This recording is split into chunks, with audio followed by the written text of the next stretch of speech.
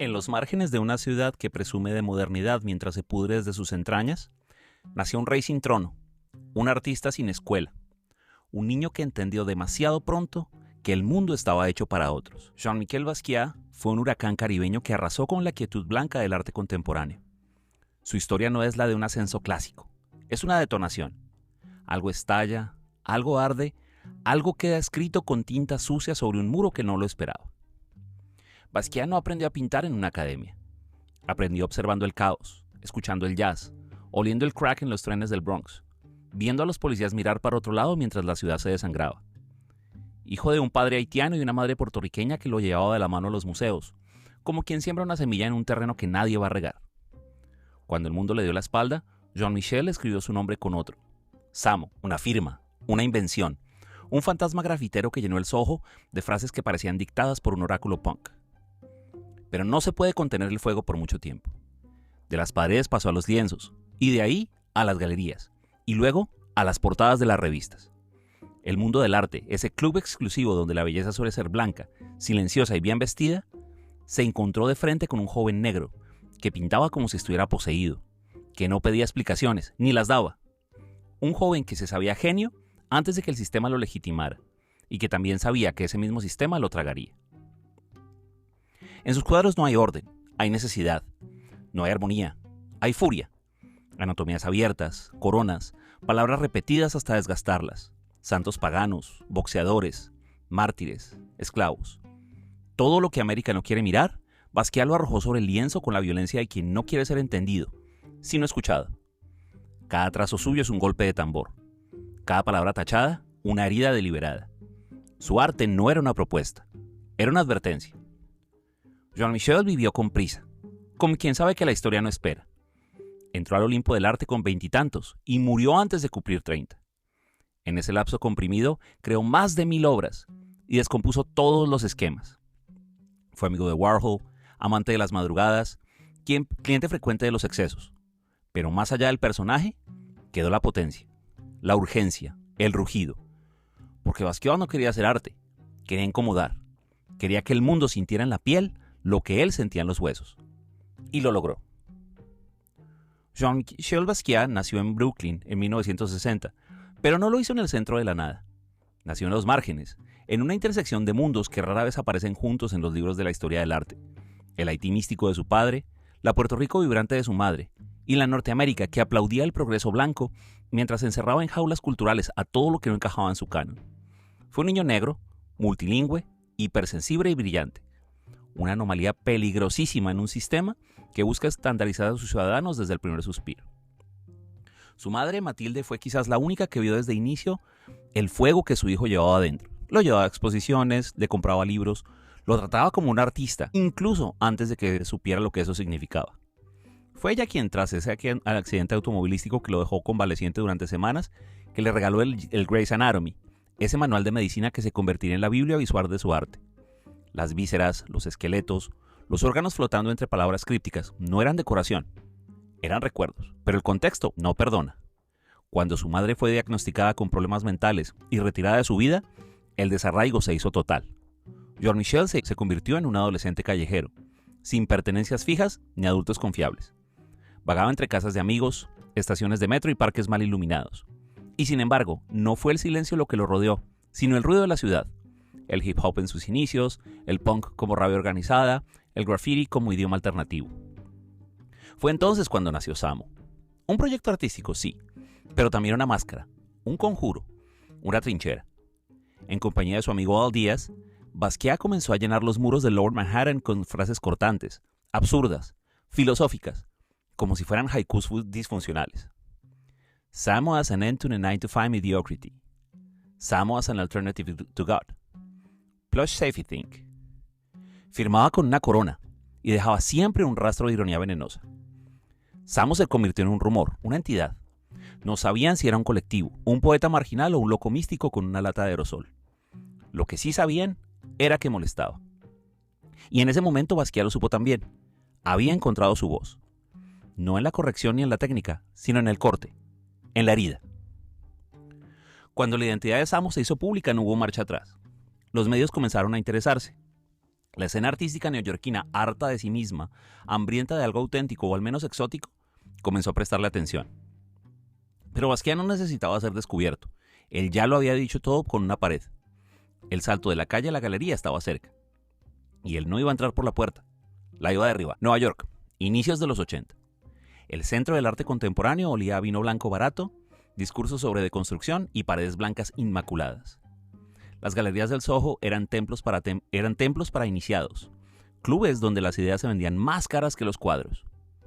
En ese contexto, lleno de códigos y apariencias, irrumpió Jean-Michel Basquiat, sin invitación, sin padrinos, sin protocolo. No venía a jugar con las reglas del mercado, venía a incendiarlas. Su obra parecía un vómito de rabia y lucidez. Combinaba textos a medio escribir, figuras anatómicas desmembradas, nombres de músicos de jazz, palabras tachadas, colores violentos y símbolos africanos, caribeños y callejeros. Cada cuadro era un caos, pero no era un caos casual. Era un mapa de la angustia, una arqueología emocional del cuerpo y la raza. El arte conceptual había apostado por lo frío, por lo distante, y Basquiat trajo calor, trajo sangre, trajo tripas. Y todo lo hizo rápido. Pintaba como si la vida se le fuera en cada trazo. A los 21 años ya estaba en la portada de Art Forum. A los 22 ya era el niño prodigio del arte neoyorquino. Un niño salvaje, decían algunos críticos, como si no soportaran que un joven negro sin formación académica hubiese captado la atención del mundo. Pero ahí estaba, coronado con su firma dorada, mientras todos los demás intentaban explicarlo sin entenderlo. Su estilo no era solo visual, era ideológico. Frente a un arte que había perdido el vínculo con la calle, Basquiat pintaba con el ritmo de la ciudad. Su trazo era percusivo, como una batería de free jazz. Su paleta, desordenada y feroz, hablaba con los colores del graffiti y del arte tribal. Era arte sin filtro, sin traducción, sin cortesía, y por eso funcionaba. Porque no era arte decorativo, era necesario. Algunos pensaron que sería una moda pasajera, un capricho del mercado hambriento de diversidad performativa. Pero Basquiat no fue una nota al pie. Fue un hachazo en la historia. La crítica se dividía entre quienes lo adoraban como genio precoz y quienes lo reducían a un producto exótico para coleccionistas blancos. Mientras tanto, él pintaba sin descanso, como si tuviera que dejar su testamento antes de tiempo. Y claro, el sistema que lo aplaudía también lo devoraba. Las galerías lo promovían mientras lo exotizaban. Los críticos hablaban de, comillas, instinto primitivo, como si pintara con las uñas. La contradicción era evidente. Lo encumbraban como figura de la vanguardia, pero seguían tratándolo como un outsider con talento salvaje. Como si el hecho de ser negro lo convirtiera en algo distinto, inasimilable. Como si su obra fuera buena para ser de él. Y Basquiat lo sabía, lo escribía en sus cuadros, lo gritaba en sus silencios. Pintaba boxeadores negros derrotados, figuras coronadas caídas, palabras como slave, repetidas como un eco. Su obra era una respuesta al racismo estructural, a la invisibilización histórica, a la idea de que solo hay lugar para ciertos cuerpos en ciertos espacios. Y sin embargo, ahí estaba él, en el centro, visible, incómodo y brillante. Y lo más perturbador era que el sistema no sabía si lo estaba celebrando o absorbiendo. Basquiat, en cambio, entendía perfectamente el juego, jugaba a ganarlo y pintaba como quien deja pruebas antes de desaparecer. En el ecosistema salvaje del arte neoyorquino, los caminos de Jean-Michel Basquiat y Andy Warhol estaban destinados a cruzarse. Uno era el símbolo pop por excelencia, frío, calculador, silencioso, una fotocopiadora. El otro, un volcán adolescente de furia expresiva, con trazo sucio, urgencia vital y hambre de significado. Y se encontraron como se cruzarían dos galaxias, no para fundirse, sino para alterar la órbita del otro. Cuando Warhol conoció a Basquiat, ya era una leyenda viviente. Era el hombre que había convertido las latas de sopa en arte, que había vaciado el contenido para quedarse con la superficie. Basquiat, en cambio, venía con el contenido desbordando por todos lados. El joven lo admiraba profundamente. Había crecido viendo su trabajo y lo consideraba una figura mítica.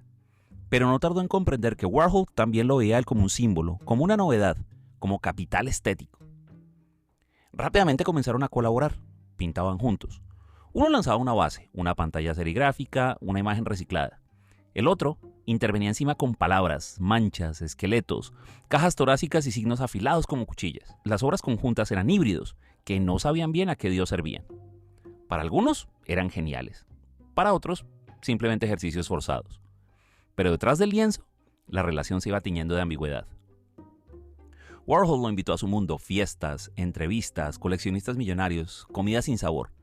Lo protegía pero lo exhibía al mismo tiempo. Lo impulsaba así, pero también lo encasillaba como un accesorio cool, como el amigo negro talentoso que garantizaba street cred. Y Basquiat, que era joven pero no tonto, entendía ese doble filo. Se beneficiaba del trampolín mediático, pero empezaba a sentirse atrapado en la vitrina. Los medios lo etiquetaron como el protegido de Warhol, lo que era injusto y era falso. Basquiat no necesitaba tutores ni sellos de legitimidad. Ya era una fuerza por derecho propio. Sin embargo, la asociación con Andy terminó distorsionando su imagen pública. Muchos empezaron a ver su trabajo no como el de un creador único, sino como el de un producto asociado a su emporio Warhol, como si su talento fuera derivado, no propio. Cuando la relación se tensó, se distanciaron, y fue entonces cuando ocurrió lo que Basquiat nunca habría querido. Warhol murió de forma inesperada, y con su muerte, el joven Jean-Michel quedó expuesto, solo, desbordado. Había perdido al amigo, al mentor, al vínculo ambivalente que le servía de escudo y de espejo invertido.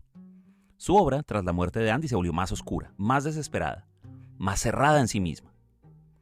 Ese duelo no fue solamente personal, fue simbólico, porque Warhol representaba la cima del arte convertido en marca, y Basquiat era la contradicción viva de esa lógica. Cuando el primero desapareció, el segundo entendió que ya no había ningún filtro entre él y la caída. Y la caída, de hecho, ya había comenzado. Jean-Michel Basquiat ya había llegado a la cima. Tenía exposiciones en Nueva York, París, Tokio, Milán. Vendía cuadros por decenas de miles de dólares. Era joven, era famoso, admirado, coleccionado, entrevistado, fotografiado. Y sin embargo, estaba solo. Irremediablemente solo. Porque en realidad nunca había pertenecido del todo a ese mundo que lo celebraba. Siempre fue un invitado con acceso restringido. Un outsider que no podía sentarse con comodidad en ninguna mesa. La fama no le trajo paz, sino sospecha. Cuanto más lo adoraban, más dudaba de las intenciones.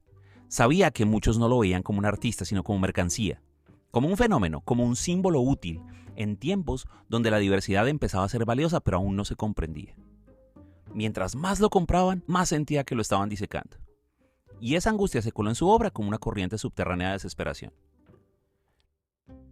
La pintura se volvió más frenética, los colores más densos, las palabras más repetitivas, como si necesitara reafirmarse frente a un mundo que lo miraba con condescendencia. Sus cuadros ya no eran solo expresivos, eran sintomáticos, casi clínicos, como radiografías de su propio colapso emocional. Now is the Time, Boom for Real, Death, Famous Negro Athletes, Per Capita. Era como si todo lo que había querido decir de adolescente en los muros ahora se desbordeara en oleadas de símbolos que no podía controlar. Y en medio de ese vértigo llegó la heroína. Primero como escape, y luego como necesidad. Nueva York en los años 80 era una ciudad llena de excesos y ruinas. Para un joven afrocaribeño, sensible, intensamente expuesto, el cóctel fue letal. Empezó a aislarse. Cambió los talleres compartidos por habitaciones oscuras. Pintaba compulsivamente, dormía mal, comía menos. La paranoia crecía. Los amigos se alejaban o se perdían en sus propios abismos. Tras la muerte de Warhol en 1987, todo se intensificó. No solo perdió a su mentor ambivalente, perdió al interlocutor que lo obligaba a enmarcarse, a negociar, a explicarse. Sin ese límite, Basquiat se convirtió en un torbellino sin control. Su producción aumentó, pero también su sufrimiento. Empezó a viajar más, a buscar salidas que no encontraba. Hawái, Los Ángeles, Jamaica. Llevaba su cuerpo como si fuera una carga, y en su mente los fantasmas bailaban sin cesar. El mercado seguía exigiendo más cuadros, más Basquiat, más coronas, más esqueletos, más palabras crudas. Era una máquina que no entendía de humanidad, y él, que alguna vez había tenido el poder, se convirtió en un engranaje atrapado. No podía dejar de pintar, no podía dejar de consumir, no podía dejar de estar solo. Sus amigos lo veían apagarse. Algunos intentaron ayudar, otros prefirieron no mirar. Él mismo era consciente de su deriva, pero ya no encontraba la puerta de salida. Había vivido cada día como si fuera el último. Hasta que un 12 de agosto de 1988 lo fue. Una sobredosis de heroína se lo llevó a los 27 años, la misma edad de Jimi Hendrix, Janis Joplin, Jim Morrison y Kurt Cobain. El club de los que no aguantaron el peso de sus propias leyendas. Pero Basquiat no murió como una estrella de rock. Murió como lo que siempre fue. Un artista que supo traducir el dolor de su tiempo en imágenes indelebles, y que lo pagó con el cuerpo. La muerte no detuvo a Basquiat, al contrario, lo convirtió en un mito, en una figura de culto, en mercancía, en pancarta, en objeto de estudio, en logo, porque el sistema que no supo qué hacer con él en vida, encontró en su ausencia una forma más cómoda de domesticarlo. Lo que en los años 80 era desgarro, urgencia, disidencia, hoy cuelga a las paredes de millonarios, aparece estampado en ropa de diseñador y se vende en subastas, como si el arte tuviera etiquetas de lujo. En 2017, uno de sus cuadros, un cráneo sobre fondo negro pintado a los 21 años, se vendió por más de $110 millones. Fue la cifra más alta jamás pagada por un artista estadounidense. Ese dato se celebró como un triunfo, pero también es un síntoma, porque Basquiat no pintaba para los ricos, pintaba contra ellos. Y sin embargo, sus lienzos hoy son tratados como lingotes de oro, asegurados, almacenados, blindados, sin calle, sin ruido, sin rabia. Su obra ha sido absorbida por la moda, por el marketing, por las colaboraciones con grandes marcas que lo citan sin entenderlo. Rey del arte urbano, dicen. Pero él no hacía arte urbano, hacía arte desesperado. Sus palabras no eran slogans, eran heridas abiertas y sin embargo, hoy hay coronas doradas en carteras de Vuitton, camisas con esqueletos de Basquiat para la élite que jamás caminaría por el Bronx. Y ahí está la contradicción, su legado es inmenso, pero también malinterpretado, porque más allá del precio, su obra sigue siendo una carga para quien se atreve a verla de verdad. Habla del racismo estructural, de la invisibilidad del cuerpo negro, del colonialismo cultural, del dolor que no tiene cura. Su trazo no fue diseñado para agradar, fue hecho para denunciar. Y esa denuncia no ha envejecido, sigue ardiendo. Pero no todo ha sido desvío. En las márgenes, en las aulas, en los barrios, en los nuevos artistas que retoman su lenguaje con respeto, su espíritu sigue vivo. Hay pintores, poetas, músicos y performers que lo citan como un oráculo, que lo entienden no como un ícono, sino como un grito. Su nombre aparece en canciones de rap, en ensayos críticos, en murales que devuelven su rostro a las calles que lo vieron nacer. Porque Basquiat no solo fue un artista, fue una grieta. Y las grietas, aunque se tapen, siguen filtrando. El poder de su obra está en que no se deja cerrar. No hay interpretación definitiva, no hay lectura cómoda. Cada cuadro suyo es una batalla sin fin entre caos y orden, entre palabra y trazo, entre belleza y violencia. Un recordatorio de que el arte, cuando es honesto, no es entretenimiento, es testimonio. Y en un mundo donde se busca suavizar, simplificar y comercializar todo, Basquiat resiste. Desde la muerte, desde el trazo, desde esa corona que no era un adorno, sino un acto de insubordinación estética. Justo eso, entender la estética de Jean-Michel Basquiat es entrar a un idioma sin diccionario. Su obra no se contempla, se descifra, se escucha y se vive. No hay centro, no hay perspectiva clásica, no hay jerarquías visuales. Todo está en tensión. Los colores vibran, las palabras gritan, las figuras parecen descomponerse ante los ojos del espectador. Lo suyo no era componer, era invocar. Su arte funciona como una arquitectura de símbolos, una red eléctrica de referencias cruzadas donde lo personal y lo político conviven en cada trazo. Basquiat construía sus cuadros como si fueran palimpsestos. Capas de escritura, tachaduras, anatomías abiertas, nombres, números, flechas, calaveras, huesos, máscaras africanas, músicos de jazz, deportistas negros, santos colonizados, palabras repetidas hasta que se gastaban. Era un código, pero un código que sangraba. Uno de sus gestos más característicos era tachar palabras, y no para ocultarlas, sino para revelarlas, porque en su universo lo borrado adquiere un poder extra. Lo que se intenta silenciar es lo que más ruido hace. En vez de borrar con pudor, Basquiat echaba con furia, como si dijera, ¿esto que no lo quieren leer? Mírenlo aquí, mírenlo de frente, más fuerte. Su paleta era tan sucia como expresiva, colores primarios, contrastes violentos, superposición de líneas nerviosas. No buscaba la armonía, sino el impacto.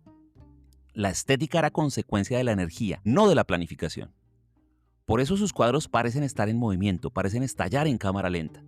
Hay algo de urgencia casi física en cada trazo, como si la pintura fuera una manera de sacar el veneno de la sangre. Y luego están sus figuras humanas, siempre deformadas, descarnadas, con mandíbulas visibles, ojos abiertos como heridas, costillas marcadas como barrotes. No hay cuerpos ideales, hay cuerpos dolientes, cuerpos negros, sobre todo. Porque en la historia del arte occidental, el cuerpo negro ha sido marginalizado, ha sido estetizado o ha sido borrado. Basquiat lo ponía en el centro, lo coronaba y lo exaltaba con rabia. También están los nombres propios, repetidos como oraciones rotas. Charlie Parker, Miles Davis, Cassius Clay, Sugar Ray Robinson, Jesse Owens, Malcolm X, Toussaint Louverture, Hank Aaron, Billie Holiday. No son simples homenajes, son reivindicaciones. Son altares paganos. Basquiat los convertía en símbolos de lucha y supervivencia. Les devolvía una épica que el arte blanco nunca les concedió. Pero no todo era tributo. También había dolor, también había desesperanza, también había contradicción. Su obra está llena de referencias al racismo sistémico, a la esclavitud, al colonialismo. Hay cruces, hay cadenas, hay palabras como negro, pawn, slave, repetidas hasta el agotamiento. Basquiat no hacía denuncia literal, sino arqueología del sufrimiento. Su obra era una excavación emocional, una disección histórica sin bisturí. Y todo eso lo hacía con una urgencia casi animal, porque no pintaba para decorar, pintaba para sobrevivir. Su estudio era su campo de batalla, y el lienzo una zona de conflicto. Cada obra era un vómito, un exorcismo, una carta sin destinatario. Basquiat convirtió el arte en una forma de gritar sin abrir la boca. Y en su lenguaje visual, caótico, atroz, cargado de símbolos, está toda su historia. La de un niño negro con una corona en la cabeza tratando de entender por qué el mundo le exigía que se la quitara. Para Basquiat la música no era una influencia, era un órgano vital. Un latido subterráneo que atravesaba sus cuadros, sus silencios, su forma de mirar. Si sus pinturas parecen sonar es porque están hechas con ritmo. No con compás, sino con tensión, con síncopas, con cortes abruptos, con cadencias que no se repiten. Su arte tiene alma de batería rota, de saxofón desesperado, de sampleo sucio. Tiene jazz, tiene hip hop, tiene Bronx. Desde muy joven, Basquiat se sumergió en el jazz como si fuera una religión alternativa. No la que ofrece redención, sino la que te entrega fractura. Admiraba a Charlie Parker, a Miles Davis, a Thelonious Monk. No solo por la música, sino por lo que representaban. Genios negros, devorados por el sistema, estrellas que ardieron rápido. Improvisadores radicales que rompieron toda regla, sin pedir perdón. Basquiat pintaba como ellos tocaban, sin red, sin pausa y sin partitura. El free jazz en particular marcó su forma de construir. Al igual que Ornette Coleman o Albert Ayler, Basquiat rechazaba la estructura clásica. No había introducción, desarrollo y conclusión. Había estallido, acumulación y colisión. Cada cuadro suyo es un jam session visual, una batalla entre armonía y ruido. Trazos superpuestos, palabras entrecortadas, era improvisación pictórica. Era música hecha imagen. Pero no solo miraba al pasado. Vivía en una ciudad que empezaba a gestar otra revolución sonora, el hip hop. Lo veían hacer en las calles, en los clubes, en las esquinas donde los DJs giraban discos como si rasgaran el tiempo. El graffiti, el breakdance, los beats, todo eso no le era ajeno. Basquiat fue por un breve tiempo parte de una banda experimental llamada Grey, donde mezclaban ruidos industriales, poesía y caos. Por supuesto, el nombre venía de su libro viejo de anatomía. En el fondo, él también fue un DJ. Tomaba referencias culturales, imágenes históricas, palabras médicas, nombres de luchadores, fragmentos de libros y todo eso lo mezclaba sin pedir permiso. Sampleaba, cortaba y pegaba. Trazaba conexiones invisibles como si armara una canción que no se podía escuchar pero sí ver. Su estudio parecía una cabina de radio, papeles, vinilos, pinturas abiertas, ruidos constantes, energía comprimida. Hay cuadros que directamente suenan, que parecen tener tempo. Horn Players, por ejemplo, con sus repeticiones de Ornette, Dizzy, Parker, y esas figuras alargadas como notas esculpidas. O Untitled, History of the Black People, que parece un bajo distorsionado en el lienzo con nombres flotando como samples políticos. Incluso, cuando pintaba boxeadores o santos, la música estaba ahí, no como fondo, sino como motor. Lo entendía todo como ritmo, las ciudades, los cuerpos, el lenguaje. El trazo era percusión, la palabra riff, la repetición coro. Pintar era tocar, improvisar y descarrilarse. Y así como el jazz fue para los músicos negros del siglo XX una forma de hablar sin usar la lengua blanca, el arte de Basquiat fue una manera de decir todo lo que el mundo no quería escuchar, con ruido, con belleza disonante, con sinfonía de furia y de memoria. Él no pintaba cuadros, componía pulsaciones. Jean-Michel Basquiat murió hace más de 3 décadas, pero su presencia no se ha ido. Sigue apareciendo en galerías, en camisetas, en videoclips de rap, en cátedras universitarias, en murales callejeros y en los catálogos de subastas de Sotheby's. Su rostro, esa melena de fuego, esa mirada filosa, es tan reconocible como su firma con corona. Y su figura ha sido adoptada, manipulada, santificada y un montón de veces malinterpretada. Hoy es referente de una generación de muchas, de artistas negros, de artistas sin academia, de disidentes, de músicos, de poetas, de gente que busca una forma de decir lo que arde sin convertirse en adorno. Pero también es marca. Hay camisetas con sus frases en Zara. Hay colaboraciones con marcas de autos, perfumes, relojes de lujo, y ahí está la contradicción. Su obra, que hablaba contra el sistema que convierte todo en capital, ha sido absorbida por ese mismo sistema y regurgitada como tendencia. Pero no todo es apropiación vacía. En el mundo del arte hay una nueva camada de creadores que retoman sus códigos con respeto, que entienden su pintura como un acto político. Artistas como Kehinde Wiley, Kara Walker o Thester Gates no serían posibles sin el incendio inicial de Basquiat. Él abrió la puerta a una narrativa visual negra que no buscaba pedir permiso, sino ocupar el espacio con furia, con orgullo, con un lenguaje propio. En el mundo de la música, Basquiat es tótem. Jay-Z lo ha mencionado una y otra vez, lo cita como inspiración, lo colecciona. Beyoncé ha usado su iconografía. Kendrick Lamar lo nombra como si fuera parte de su genealogía emocional.